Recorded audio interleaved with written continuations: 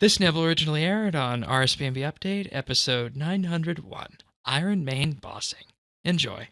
I just want to talk about what bad luck mitigation is as a whole, as a reminder that I'm going to go to David on this. So, after everything is said and done with the drops, bad luck mitigation applies after 10 kills without a rare drop.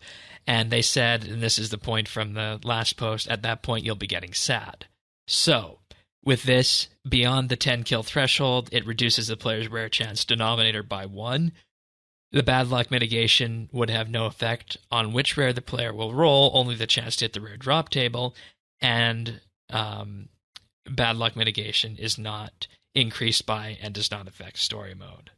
And that's effectively how bad luck mitigation works before you have the 1 in 20 cap that then became 1 in 10 and 1 in 5 for the various enrages.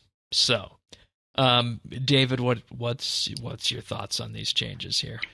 I think mostly pretty good. I don't really think that they needed to remove it entirely for sub 100. They could have maybe kept that the same, but it clearly was an issue that 50% enrage was way, way, way more rewarding, to the point of not even being close than 2000. That just doesn't make sense. Yep.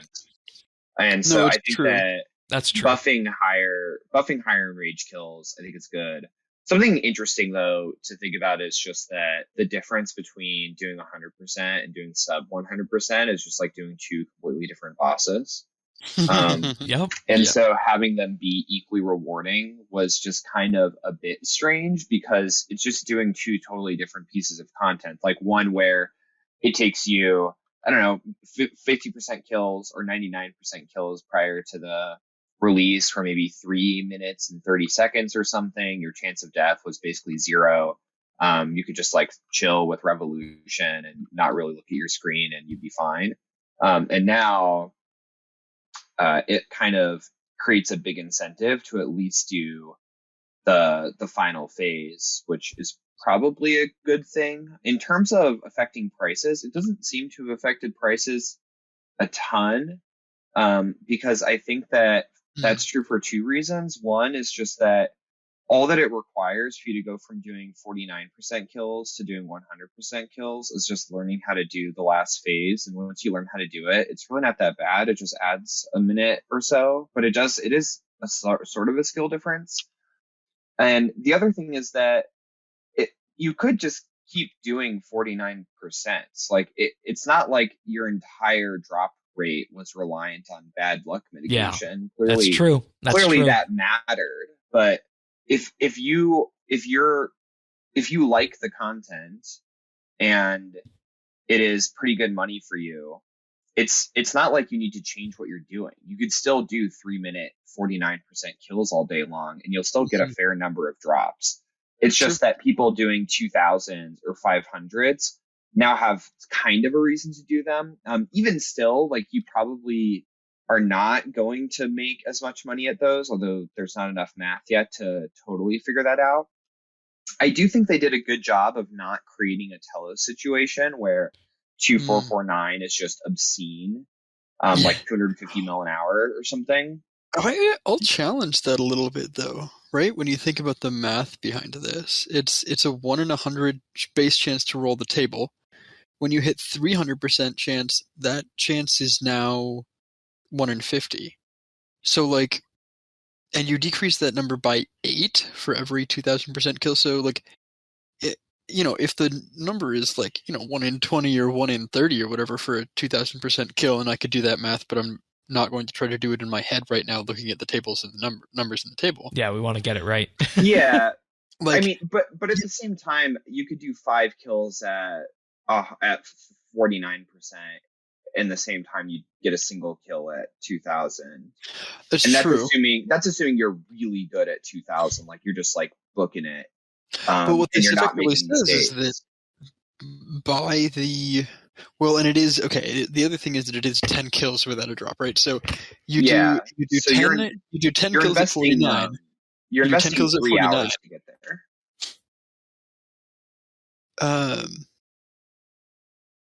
I just have to say, and then you do like 4 kills at 2000, and for every kill you do at that point and after, above 1,000, you have a 1 in 10 chance, or above 2,000, you have a 1 in 5 chance For Well, every kill wait, they're I thought that it doesn't roll over anymore. So like the big issue prior to the update was you would do 10 kills at 49 and then Yeah. go do 2,000. Right. So like the thing that I think this update was trying to fix is you camp bad luck mitigation at low enrage and then go do a couple. Like that was the meta is you do 10 kills at 49. That takes you 30 minutes. And then with your 30 minutes remaining of your 1 hour of Zamorak time, you go do a couple of high enrage kills. I take it back. So you have to do your first 10 kills at 100%. But you can accumulate it at, so what I'm saying is you then, and what it just affects your bad luck modifier. So the way that I'm understanding this math is that the modifier applies based on whatever your denominator is. And so if you're a 1 in 50 at 300%, 1 in 30, 20, whatever it is, at 200%, and you just have a bad luck modifier, you just do 2,000% kills, you have a bad luck modifier of 24. You're now 13 kills in, 10 of those are 100%. 3 of those are 2,000%. Every kill you do above 2,000% thereafter is just a 1 in 5. I agree with this. Guaranteeing a drop like every 17, which is not that far off from the Telos numbers, right? I don't know how long the kill time is between the two, but yeah, I mean it that's true. It's not super far off. The kill times are like 3 times longer, but the more important thing that you're getting to is like because 2449 Telos kills are around maybe 430 to 5 minutes or something, and 2000 enrage Zamorak kills I think are still around 13 minutes or something. But regardless, what you're getting at is that they didn't fix the core problem, which is that the bad luck mitigation should not carry over through across brackets. Like every bracket having different bad luck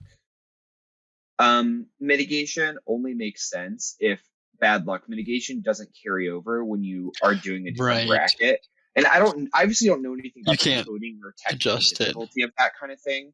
But very clearly, you should not be able to do 10 kills at 100 and then have that carry over to 2,000. And then start accumulating it elsewhere. And with that, I was going to say, you're actually starting to convince me that the bad luck modification change on this is actually a decent change. You're starting to convince me of that. I don't know if I'm 100% there yet, though. It's also that, like, when you do 2,000, it is much harder. Like, I can justify them increasing the number as it stands for higher enrage kills, because it's what this actually is that you do get rewarded at least somewhat. It pushes people so that you don't just do 10 kills at 49% or whatever. You do them elsewhere, but like it is a little better. It's requiring people to at least do phase 7 now. You for your mage camping, you at least have to do phase 7, and even if you're not doing 2,000, if you're doing like 1,000, 1,000 is the alternative of 500. Yeah, it just those enrages are hard, significantly more difficult. I mean, it's a big difference, and for sure, I really different. I don't think that they like nuked people doing 49s though. No, like, you could still. The only thing that has been changed is the bad luck mitigation, and there's nothing to say that you're going to even need that bad luck mitigation. Well, though I'm being fairly optimistic. Well, you can't, like over time mathematically, this is a nerf to 49s, but it's an incredible nerf to 49s. Yeah, you're getting at least like 1/3 less drops, if not 50% as many drops. If you're camping 49, like it is without any bad luck mitigation, you get a drop every 100 kills rather than a drop on average every, like, I think it's 66, and I would have to do that math less quickly in my head, but you get significantly less drops with that bad luck mitigation at 49%. Yeah, but again, like it's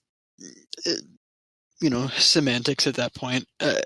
I think is it a good change or bad change as we walk out of this? I think it's 2 steps forwards, 1 step back. It is. I agree. It's 1 step forward, 2 steps back. If that semantic. Yeah, that makes sense. Okay. I think it is probably a good change. It's a change in the direction that the boss should be going.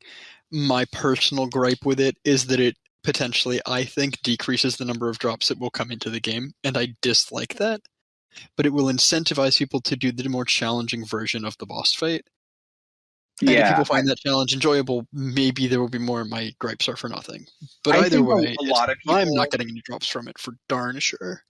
A lot of people who were camping 99s prior to like everyone was camping 99s, and they realized 49 was the new 99, and they switched to 49s. But all the people doing 49s were originally doing 99, so they could all do 99 claims. Right. And I think that having to do an extra phase, once you learn how the phase works, it's actually not hard at 100 because it's not very punishing. Like once you learn how it works, it just adds a little bit of time to each kill. Sure. So I think that all of the people doing 49s will just switch to doing 100s, and it won't have a huge impact other than a couple less kills per hour. So maybe 2 or 3 less kills per hour. Like it may be a small learning curve to learn how phase 7 works, but you just watch a video that tells you how phase 7 works, do the thing, and within 5 or 6 phase 7s you get it. Yeah. It's not like enormously wildly more difficult or something. It really, until you get to a higher enrage, and then it is, because making a mistake is just death.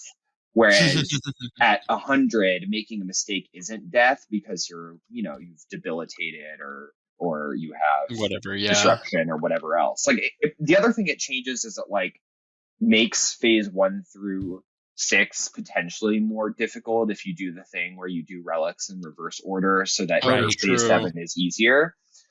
So it does make it harder. It's just like not so much harder that I just like, if you could do 99s, you also have the skill to do 100s. That's you true. Just have to spend a little bit of time learning it, and then you will be fine. Like I don't think the skill difference between 99 and 100 is such that it'll make a difference. It does mean that you have to learn the whole fight, and that is a good thing, right? Like you said, that's at least a step forward. So yeah, two steps forward, 1 step back. I think that's a good way because the 1 step back is they haven't changed carryover across brackets, which is absurd. Like it's ridiculous. Like if Telos worked that way, where you could do 20 Telos kills at 100, then do 1 Telos kill at 2449, like. And get a 100 streak of 2449. Yeah, exactly. That'd be a little bit absurd. That'd be a little bit absurd. Yeah, and I'm sure it's a coding issue, which is why they haven't done it, because that's the obvious change everyone asked for. Yeah. You can find full episodes of RSBANDB Update right here on this YouTube channel. If you found this video useful or just enjoyed it, like and subscribe, or leave a comment.